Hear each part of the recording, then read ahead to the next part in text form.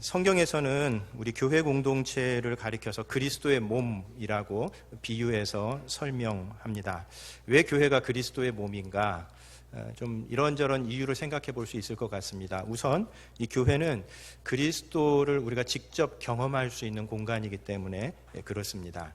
우린 사실 그리스도가 어떤 분인지 직접 알 수는 없습니다. 그렇죠? 2000년 전에 계셨던 분이시고, 그런데 교회 공동체 안에서 신앙생활을 해나가면서 그리스도가 이런 분이시구나, 또 교회 안에서 교회 공동체 안에서 성도들이 나누는 그 관계 속에서 예수님이 이런 분이시구나 라고 하는 것을 알게 되어갑니다. 그래서 교회가 그리스도의 몸입니다.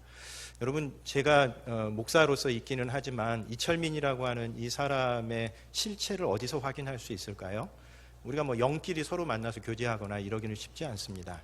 우리가 몸과 몸에 부딪히는 가운데에 저 사람은 이런 사람이구나, 저 사람의 성품은 이렇구나 라고 하는 것을 알아가는 것과 마찬가지로 오늘날도 우리가 그리스도를 저 뜬구름 잡는 식으로 그리스도를 알 수 있는 것이 아니라 교회 공동체 안에서 그리스도의 몸 안에서 그리스도를 알아갑니다. 그래서 교회는 그리스도의 몸입니다. 더불어서 교회가 그리스도의 몸인 이유는 교회가 그냥 한 사람 한 사람, 세포 하나하나로 동떨어져 있는 것이 아니라 성도들이 하나의 공동체를 이루어 살아가기 때문에 그리스도의 몸이라고 이야기를 합니다. 그래서 우리 몸에 여러 지체가 있어서 그 지체들이 하나로 모아져서 우리의 몸이 되는 것과 마찬가지로 교회 공동체도 그렇다는 겁니다.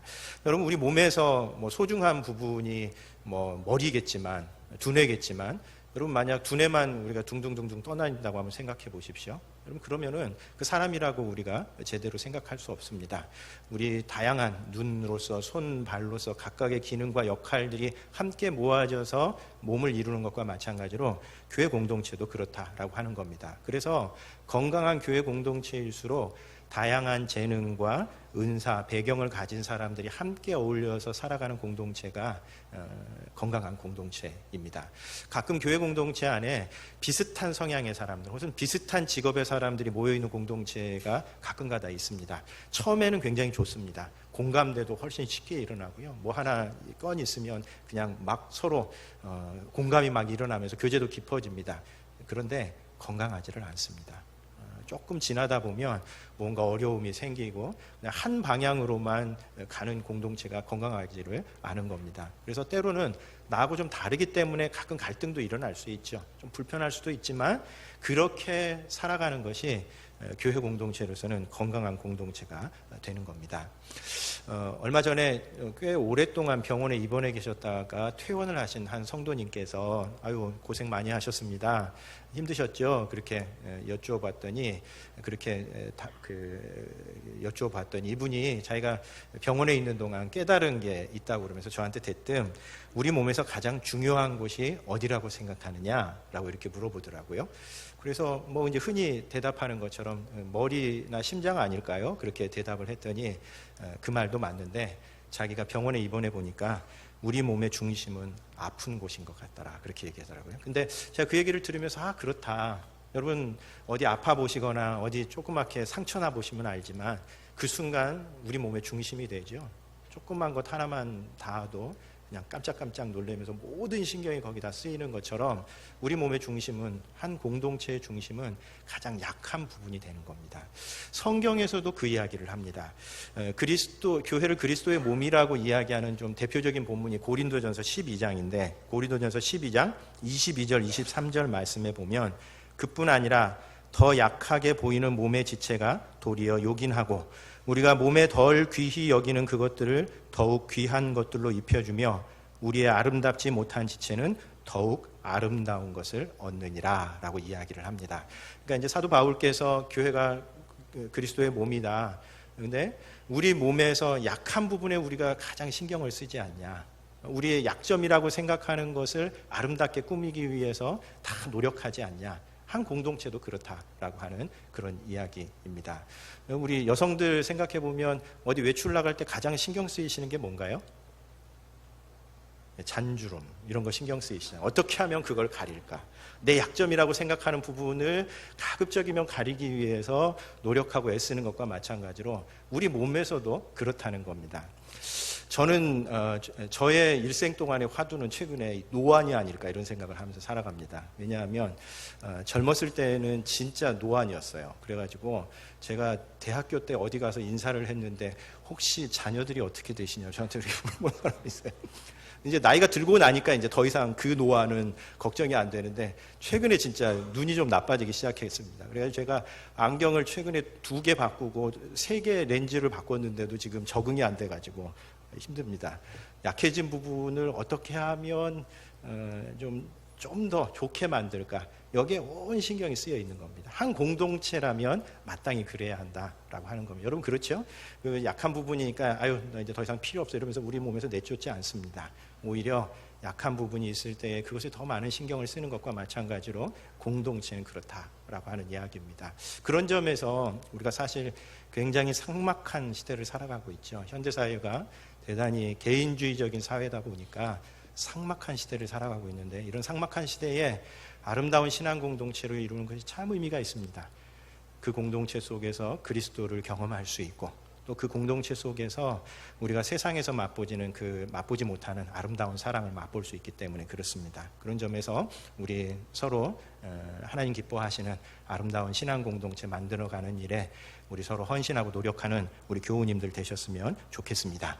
우리가 로마서 말씀을 쭉 살펴가는데 로마서 12장부터 15장까지는 복음의 적용에 관한 내용입니다. 그래서 로마서 전체를 크게 2부분으로 나누면 1장부터 11장까지 복음에 대한 설명, 예수님의 죽음이 우리의 구원과 어떤 관련이 있는가, 우리는 왜 구원받아야 하는가, 이런 설명들을 쭉 하고 이제 12장부터는 우리가 그리스도인으로서 구원받은 자로서 어떻게 살아가야 하는가 하는 것을 하나씩 설명해 가는데 지난주에 살펴보았었던 12장 1절부터 2절까지의 말씀은 일종의 총론이라고 그랬습니다. 그래서 12장부터 15장까지 이제 각각의 분야에서 우리가 어떻게 살아가야 되는지, 우리 삶의 전체 영역 속에서 어떻게 그리스도인답게 살아가야 되는지 설명을 하는데 오늘 본문은 그 가운데서 특별히 교회 안에서의 생활을 이야기합니다. 그러니까 우리가 어떻게 하나님께서 기뻐하시는 제사를 교회 안에서 드릴 수 있는가 하는 것이 오늘 본문의 내용입니다. 오늘 본문을 2개의 키워드로 정리해 볼 수 있습니다. 첫 번째로는 은사라고 하는 키워드고요. 오늘 본문의 오늘 설교의 제목인데 두 번째 키워드는 봉사입니다. 그러니까 이 2개를 잘 조합해 보면 우리가 어떻게 하나님이 기뻐하시는 산 제사를 교회 안에서 드릴 수 있는가, 하나님께서 우리에게 주신 그 은사를 따라서 봉사하는 삶을 살아가는 것, 그것이 하나님께서 기뻐하시는 제사다라고 하는 그런 뜻입니다. 우리 4절, 5절 말씀을 보면 오늘 본문도 교회는 그리스도의 몸이다라고 전제하면서 시작을 합니다. 4절, 5절 우리가 한 몸에 많은 지체를 가졌으나 모든 지체가 같은 기능을 가진 것이 아니니 이와 같이 우리 많은 사람이 그리스도 안에서 한 몸이 되어 서로 지체가 되었느니라. 여기서도 우리 교회가 그리스도의 몸이다. 그래서 우리 몸 안에 여러 역할을 하는 기능과 여러 가지 역할이 있는 것과 마찬가지로 교회 공동체도 그렇다라고 이야기합니다. 그래서 교회가 그리스도의 몸이기 때문에 교회 안에 아주 다양한 역할과 기능이 있는데 그 역할과 기능이 바로 은사다라고 설명을 하고 있습니다.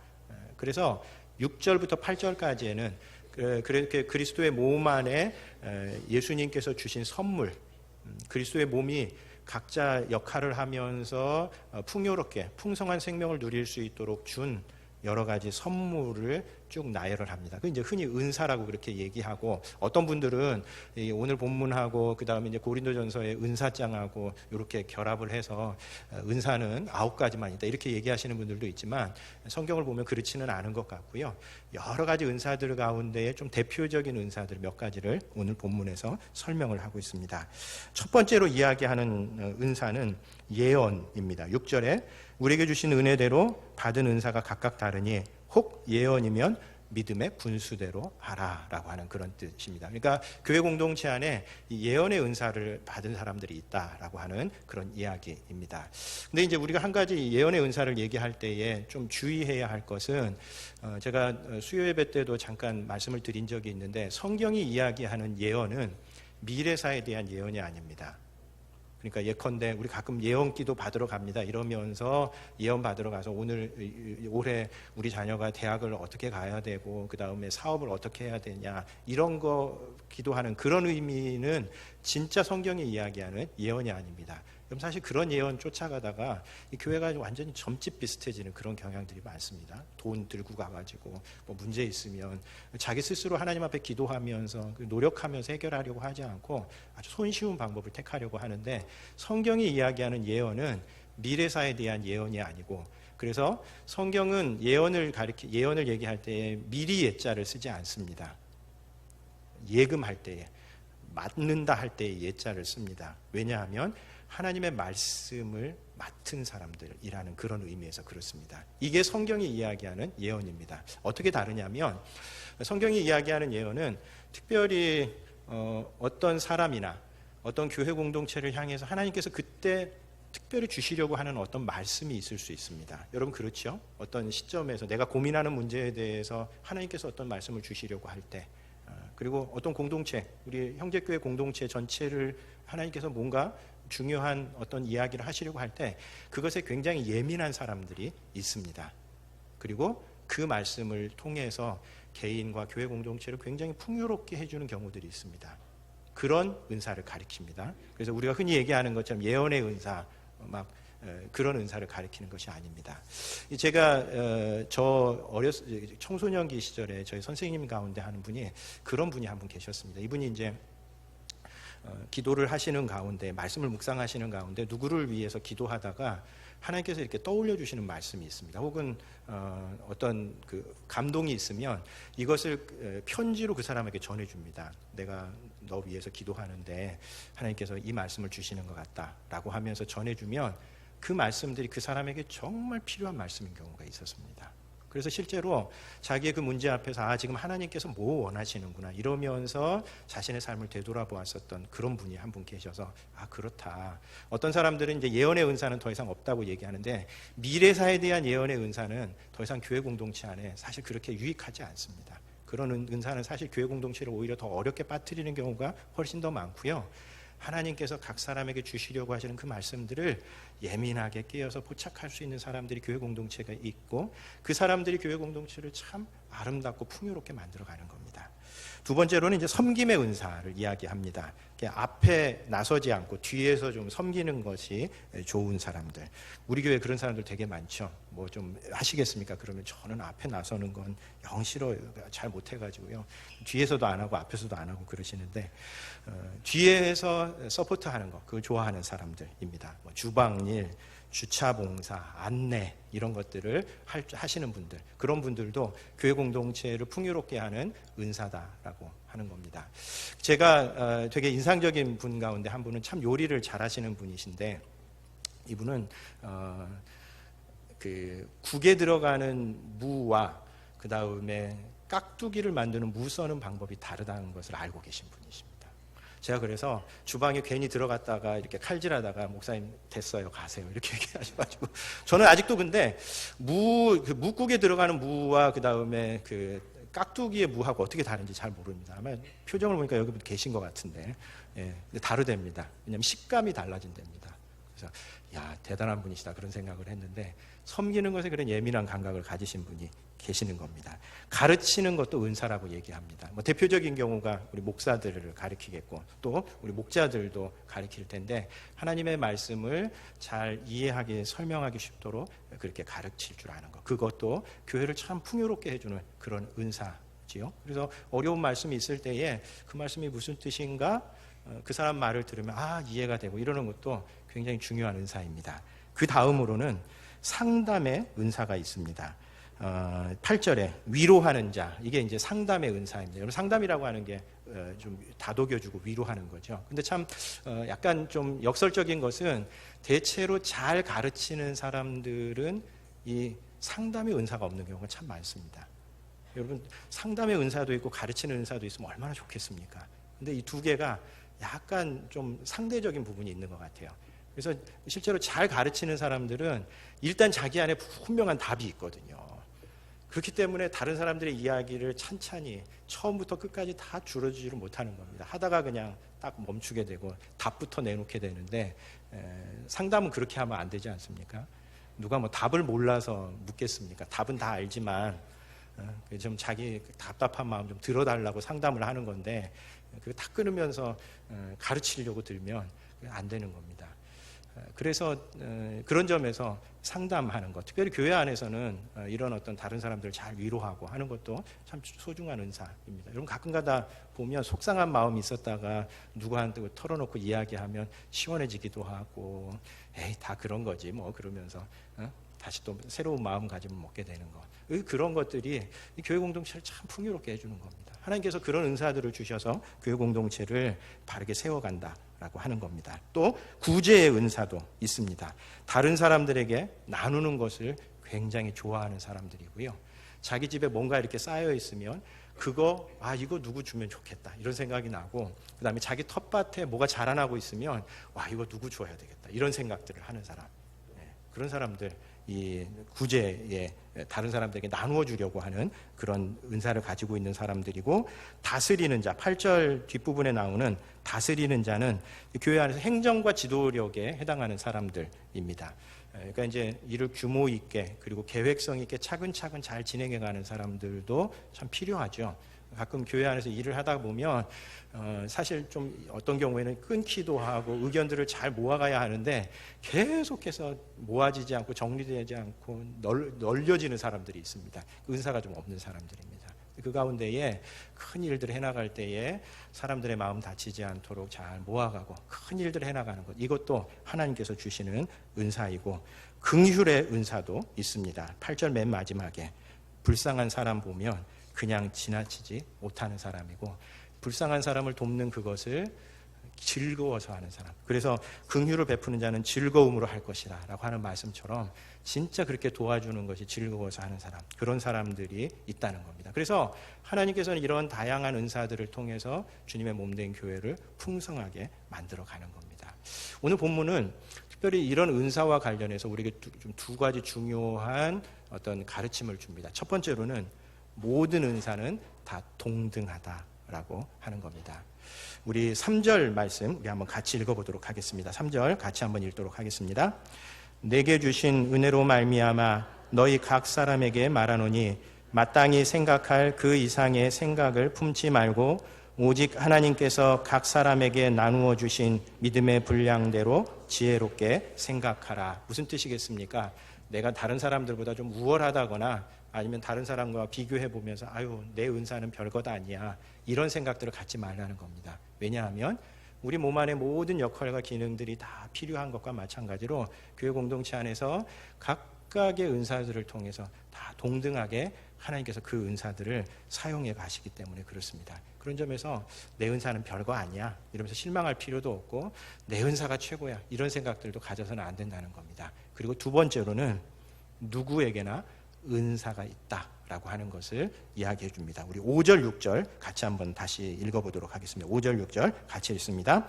이와 같이 많은 사람이 그리스도 안에서 한 몸이 되어 서로 지체가 되었느니라. 우리에게 주신 예언대로 받은 은사가 각각 다르니 혹 예언이면 믿음의 분수대로. 여기서 우리가 주목할 두 개의 단어가 있습니다. 각각이라고 하는 단어입니다. 6절에 우리에게 주신 은사가 각각 다르니, 각각이라고 하는 것은 무슨 뜻일까요? 모든 사람들에게 주신 은사라는 겁니다. 그리고 5절에서도 서로 한 몸이 되어서 지체가 되도록 했다라고 하는 말입니다. 그러니까 일방적으로 한쪽이 한쪽에게 은사를 베풀어주고 한쪽에 받는 이런 거는 없다는 겁니다. 물론 그 은사를 통해서 내가 섬김을 받지만 또 나는 내가 가진 은사를 통해서 다른 사람들을 섬기고 도와주는 것, 그것이 하나님의 원칙이고 그래서 그리스도의 몸이라는 겁니다. 그런 점에서 은사가 없는 사람은 하나도 없다라고 그렇게 이야기를 합니다. 여러분, 우리 교회가 공동 목회를 우리 교회의 중요한 목회 방향으로 설정하는 것도 사실 이 본문에 근거가 있습니다. 여러분, 그리스도의 몸 안에 모든 성도들이 각각 자신의 역할을 할 수 있습니다. 왜냐하면 하나님께서 공동체를 풍성하게 만들어 가기 위해서 각각의 은사를 주시기 때문에 그렇습니다. 그래서 나는 은사가 없습니다. 이렇게 누구도 얘기할 수 없는 겁니다. 그래서 모든 성도들이 각자 자신이 한 가지 일에서는 교회를 위해서 헌신하고 봉사하는 것, 그 1인 1기, 한 사람이 한 가지 섬김에 봉사의 영역을 갖는 것, 그것을 우리 교회가 좀 중요하게 여기고 그것을 공동목회다라고 하는 것에 중요한 원칙으로 삼고 있는데, 그것도 바로 오늘 본문의 근거가 되기 때문에 그렇습니다. 은사가 없는 사람은 하나도 없다는 겁니다. 그런 점에서 내게 주신 은사가 무엇일까? 또 내가 우리 교회 공동체를 위해서 섬길 수 있는 것이 무엇일까? 하는 것을 잘 찾고 그것을 잘 사용하는 것이 중요합니다. 여러분, 은사를 사용하는 것이 왜 중요할까요? 은사를 사용할 때 우리에게 기쁨이 있기 때문에, 행복하기 때문에 그렇습니다. 사실 은사라고 하는 것은 어떤 거로 비유할 수 있냐면, 하나님께서 우리를 이 땅에 보내실 때에 그 사명을 이루는 데 필요한 여러 가지 도구들을 그 사람에게 특별한 기술로 주는 거라고 이해하는 게 가장 좋을 것 같습니다. 예를 들면 우리 영화 같은 데 보면 007 영화, 007에게 미션이 주어지지 않습니까? 미션이 주어질 때에 너 이거 해라고 미션만 주어지는 게 아니라 반드시 뭐가 같이 따라오죠? 그 미션을 이룰 수 있는 도구들이 같이 따라옵니다. 신기술이 거기에 첨가되어 있는. 하나님도 마찬가지인 겁니다. 너 일생 동안 이 일하면서 살아가라 하면서 우리들에게 사명만 주시는 것이 아니라 그 사명을 이루어가는 데 필요한 도구들을 주시는 겁니다.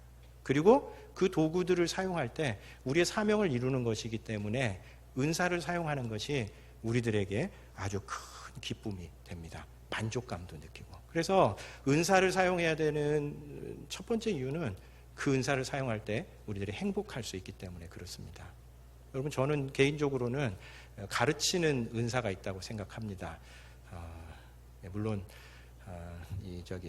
성서학당이 폐강될 위기에 놓이기는 했지만, 여러분 인정하든 인정하지 않든 어쨌든 저는 제가 알고 있는 것들, 특별히 성경과 관련된 것들 잘 여러분들에게 설명해 주고 그런 것이 제게 참 기쁩니다. 제게 은사가 있기 때문에 그렇습니다. 은사는 사용할 때 기쁨이 있는 겁니다. 그리고 두 번째로는 은사를 사용할 때 우리들 개인도 성장하고 교회 공동체도 함께 성장할 수 있기 때문에 그렇습니다.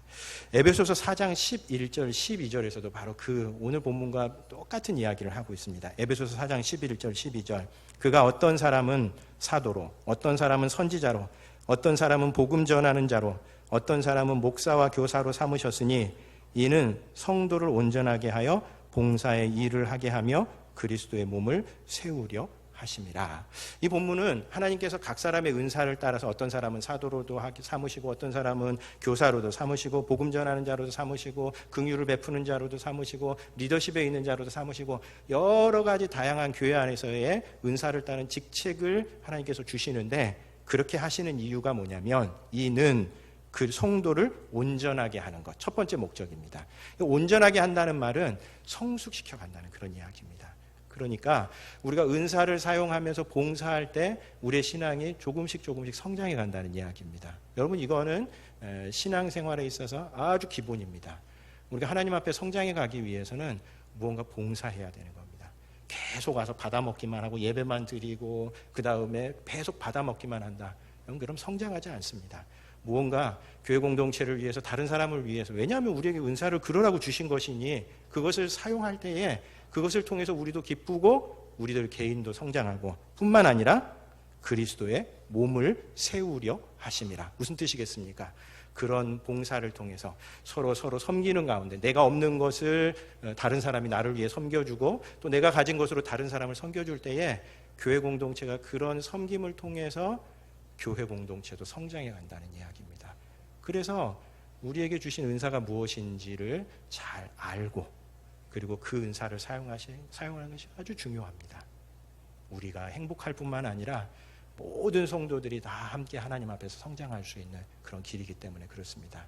여러분, 그런 점에서 나는 은사 없습니다, 나는 봉사 아직 할 만한 위치가 아닙니다, 이런 얘기를 꺼내치지도 마시고 주님 위해서 우리 한 가지씩은 교회를 위해서 은사를 사용하실 줄 아는 여러분들 되셨으면 좋겠습니다. 그 다음에 9절부터 13절에서는 그럼 은사를 어떻게 사용해야 하는가에 관한 말씀입니다. 그러니까 이제 은사를 사용하는 것, 일종의 봉사죠. 봉사를 어떻게 해야 되는가에 대해서 9절부터 13절까지를 설명하는데 이 내용이 많아가지고 제가 사실 좀 고민을 좀 했습니다. 이거 내용이 많은데 이거 다 일일이 설명하자니 좀 힘들 것 같다는 생각이 들었는데 옥하는 목사님께서 쓰신 책 가운데 이 구절을 어떻게 봉사해야 되는가에 대해서 4가지로 정리해 놓으셨는데 제가 그거 보면서 참 잘 정리해 놓으셨다 그런 생각이 들어서 그 옥 목사님의 그 주제를 따라서 제가 좀 몇 가지 설명을 붙여서 좀 한번 어떻게 봉사해야 되는지 설명을 해보도록 하겠습니다. 첫 번째 봉사자의 자세는 사랑으로 봉사하는 것입니다. 9절 10절 사랑에는 거짓이 없나니 악을 미워하고 선에 속하라. 형제를 사랑하여 서로 우애하고 존경하기를 서로 먼저 하며. 그러니까 하나님께서 우리에게 주신 은사를 가지고 서로 봉사하면서 살아가되 어떻게 봉사하라고요? 사랑하는 마음을 가지고 봉사하라라고 하는 그런 이야기입니다. 여러분 사랑으로 봉사하는 게 어떤 의미일까요? 사랑이라고 하는 것은 내가 필요한 것을 하는 것이 아니라 상대방이 필요한 것을 해주는 것이죠. 그래서 가끔 봉사 가운데에도 자기가 생각할 때 중요한 것을 하려고 하는 사람들이 있습니다. 그렇지 않습니다. 봉사는 사랑으로 하는 것입니다. 여러분 사랑이라고 하면서 얼마나 이기적인 경우들 많습니까? 내가 너 좋아하니까 너도 나 좋아해 줘야 돼. 여러분 그거 사랑 아닙니다. 그건 스토커입니다. 스토커. 경찰에 신고해야 됩니다. 사랑은 상대방에게 맞추어져 있는 겁니다. 그래서 봉사를 할 때에도 내가 할 때 막 기쁘고 내가 이기적인 어떤 그런 생각을 자기 과시하기 위해서 혹은 내가 이런 은사를 가지고 있어 이런 어떤 생각 속에서 봉사를 해서는 안 되고 상대방에게 정말 필요한 것이 무엇인지를 보고 그것에 초점을 맞추라라고 하는 이야기입니다. 가끔 봉사 가운데 이기적인 봉사들도 진짜 있습니다. 교회 안에서도 옳지 않습니다. 사랑으로 봉사하는 것 그것이 봉사자의 첫 번째 자세입니다. 두 번째로는 열심히 봉사하는 겁니다. 11절 부지런히 하여 게으르지 말고 열심을 품고 주를 섬기라. 부지런히 게으르지 말고 그리고 기왕에 봉사하는 거라면 열심히 해라 라고 하는 이야기입니다. 그럼 가끔 봉사하다 보면 아이고 이 정도면 됐지 이러면서 이기적인 생각으로 봉사를 하다 중단하는 그런 경우들도 있고 자기 만족에 빠지는 경우들도 있을 수 있습니다. 그렇지 않다는 겁니다. 기왕 봉사해야 된다면 열심히 몰입해서 정말 최선을 다해서 주님을 섬긴다라고 하는 생각을 가요. 내가 누구 형제 섬기는 거다, 교회 섬기는 거다 그렇게 생각하지 말고 내가 주님 섬긴다. 교회가 그리스도의 몸이니 몸된 교회를 위해서 섬기는 거 주님 섬기는 거다라고 생각하면서 부지런히 열심히 섬겨라라고 하는 이야기입니다. 그런 점에서 여러분 봉사를 해나가실 때에 여러분 결석하거나 지각하거나 중간에 느슨해지거나 그러시면 안 됩니다. 특별히 요즘 요때쯤 되면 이제 모든 것들이 좀 느슨해지는 것 같습니다. 이제 연말도 다가오고 더운 여름도 지나가고 그러니 이제 조금씩 꾀도 나고 발도 좀 빼고 그래야 되는 거 아닌가 이런 생각이 들 때에 제가 그래서 오늘 본문을 보면서 너무 정확한 본문이다 그런 생각이 들었습니다. 시적절한 본문이다 이런 생각이 들었습니다. 여러분 마지막까지 맡겨주신 것들 열심히 최선을 다하시는 여러분들 되시기를 바랍니다. 세 번째 대답이 없으신 거 보니까 동의가 안 되시는 것 같은데 세 번째로는 어려워도 봉사하라라고 하는 겁니다. 12절 소망 중에 즐거워하며 환난 중에 참으며 기도에 항상 힘쓰며 그 봉사를 통해서 기대하는 바들이 있을 때 그것들을 놓고 즐거워할 줄 알고 그리고 어려움이 생길 때에 잘 참으라라고 하는 이야기입니다. 여러분 이 봉사자들이 빠지기 쉬운 이 실수 가운데 하나 함정 중에 하나가 뭐냐면 이상주의의 함정이 있습니다. 무슨 생각을 하냐면 내가 내 시간과 내 에너지를 들여서 이 일을 하면 그 일을 통해서 엄청난 일이 벌어질 거라고 그렇게 생각하면서 기대를 잔뜩 하면서 봉사하러 갑니다. 요즘 우리 사회에 뭐 이렇게 자원봉사 이런 것들이 굉장히 많아지는데 기쁜 일이기도 하지만 자원봉사 단체에서는 골머리를 앓는 가운데 이게 뭐냐면요. 그런 마음으로 자원봉사하러 오는 사람들이 되게 많은 겁니다. 그래서 자기가 그렇게 봉사하면 막 장애인들이 엄청나게 기뻐하면서 그들의 삶에 엄청난 변화가 일어날 거라고 그렇게 생각하지만 현실로 돌아오면요. 아무 일도 일어나지 않습니다. 오히려 그냥 더 싸늘하고 뭐 자기 봉사할 만한 그런 여건이 되나 보다 이런 식으로 대할 수 있는 겁니다. 그러면 이제 가가지고 어떻게 내가 이렇게 봉사하러 왔는데 이 정도밖에는 대접을 안 해주냐 이럴 수 있는데 옳지 않습니다. 봉사하다 보면 당연히 어려움이 생겨납니다. 그래도 내게 섬기라고 주신 자리이니 섬기겠다라고 하는 생각을 갖는 겁니다. 교회 일도 마찬가지입니다. 내가 그 일한다고 해서 사람들이 막 칭찬해 줍니까? 한두 번 칭찬하다 그 다음에는 시큰둥해집니다. 아이고 그러면 내가 괜히 이거 봉사하기로 했나 보다. 사람들이 알아주지도 않는데 그러지 말라는 겁니다. 어려워도 봉사하라는 겁니다. 언젠가 한번 그 선한 사마리아인의 비유에 대해서 같이 성경 공부를 한 적이 있었습니다. 그래서 이제 성경 공부를 잘 마치고 난 다음에 선한 사마리아인의 이야기 아시죠? 길을 가는데 어떤 사람이 강도 만난 모습을 보고 선한 사마리아인이 자기 것을 다 착한 일을 했었던, 돈도 주고 했었던 그 사람의 이야기입니다. 그래서 일주일 동안 우리 선한 사마리아인처럼 한번 살아보고 난 다음에 다음 주에 같이 모여서 서로의 생각들을 나눠봅시다. 그렇게 얘기하는데 다음 주에 같이 모여서 선한 사마리아인처럼 일주일 동안 살아보니까 어떠셨습니까? 물어봤더니 그거 불편하고 손해 굉장히 많더라고요. 이렇게 얘기하시더라고요. 그래서 무슨 일 때문에 그랬습니까?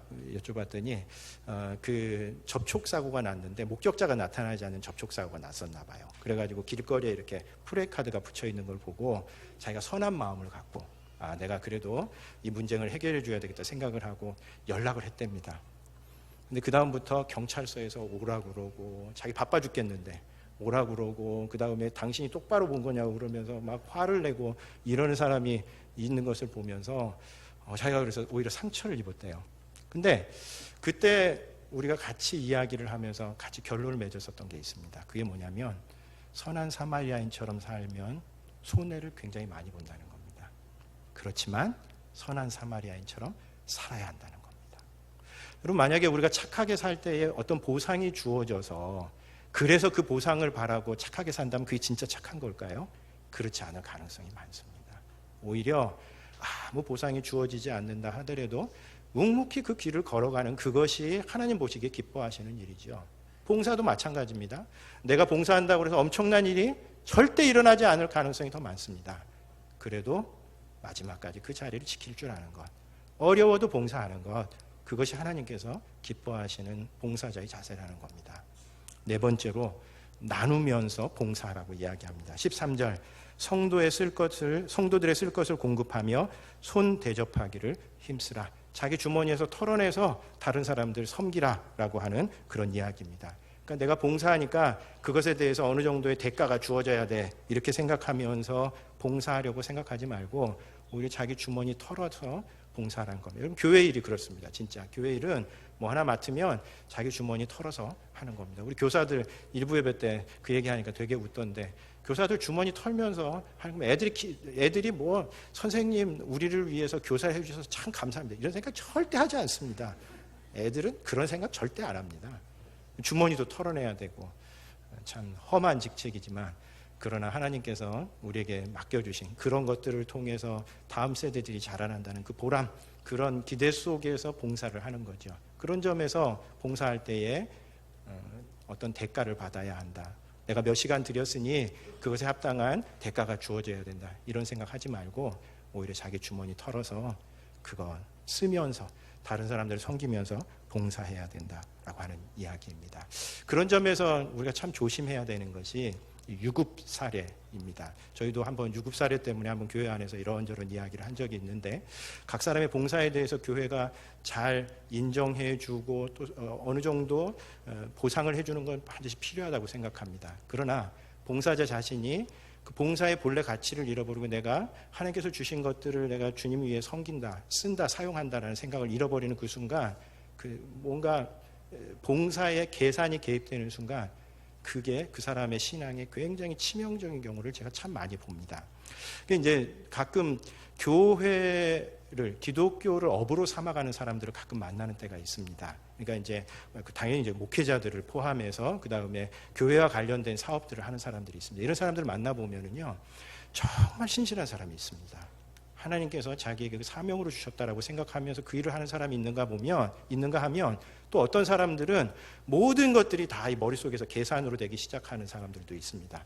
그런 사람들 만나보면 이 사람이 크리스찬 맞는가 싶을 만큼 대단히 이기적이고 계산적이고 그런 사람이 있습니다.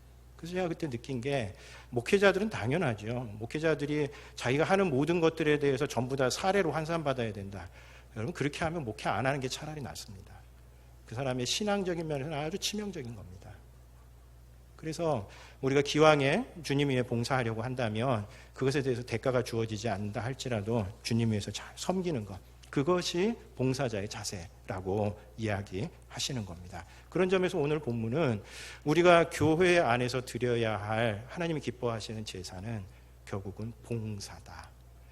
교회 안에서 봉사를 훈련하는 것이다 라고 이야기를 해줍니다. 여러분 지난날 우리 노기수에 갔을 때 사실 노기수의 여파가 저 개인적으로는 좀 있습니다. 작년보다는 좀 수월하기는 했는데 콩밭 맺는데 콩밭 매는 안 한 애는 옆에서 보기에는 괜찮은데 콩밭 매보니까 쉽지 않더라고요. 콩밭 힘들었습니다. 우리 콩밭 팀들 같이 몇 분들이 있는데 이제 하다가 너무 힘들어요. 해도 표시도 잘 나지도 않고 그래서 이제 모여서 같이 음료수를 나눠 먹으면서 우리들끼리 이제 이런저런 얘기를 하는 가운데 그런 얘기를 한 적이 있습니다. 야, 이거 돈 주고 인부를 사가지고 그 사람이 시켜서 하는 게 훨씬 효율적일 수 있다. 아니면 우리가 돈 모아가지고 주인한테 돈을 드리는 거예요. 몇십만 원. 그리고 아예 콩밭 그냥 없는 셈 치라고 이렇게 얘기하시. 진짜 그 얘기를 들으면서 제가 막 유혹이 막 됐습니다. 그러네. 저도 나름 하루 그렇게 와서 봉사하느니 제가 그냥 돈 꺼내가지고 아이고 콩밭 우리가 맨 걸로 하고 그냥 쳐주세요. 그렇게 내년부터 그럴까? 그런 생각들도 제가 들었습니다. 여러분 그럼에도 불구하고 봉사하는 것 의미가 있습니다. 왜요? 교회는 봉사를 훈련하는 것이기 때문에 그렇습니다. 여러분 이 세상에 정말 소중한 것들은 값으로 환산될 수 없습니다. 만약에 모든 것들이 다 값으로 환산되어야만 할 수 있다면 이 세상은 정말 살벌한 것이 될 겁니다. 값으로 환산될 수 있는 것들은 주변적인 것들입니다. 더 소중한 것들은 값으로 환산할 수 없습니다. 오직 봉사할 수밖에 없습니다.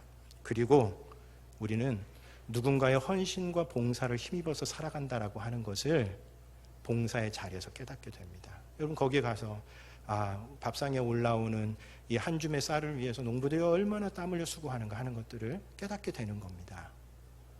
누군가의 땀과 헌신을 힘입어서 우리가 살아간다고 하는 것을 깨닫게 되는 것이고 그것을 훈련하는 곳이 교회 공동체라는 겁니다. 왜요? 하나님 나라가 그런 곳이기 때문에. 하나님 나라가 돈으로 확장됩니까?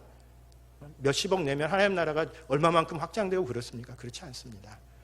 묵묵히 하나님 앞에 섬기며 봉사하는 그 사람들의 헌신과 봉사를 통해서 하나님 나라가 확장되고 그 확장은 돈으로 환산할 수 없는 것입니다.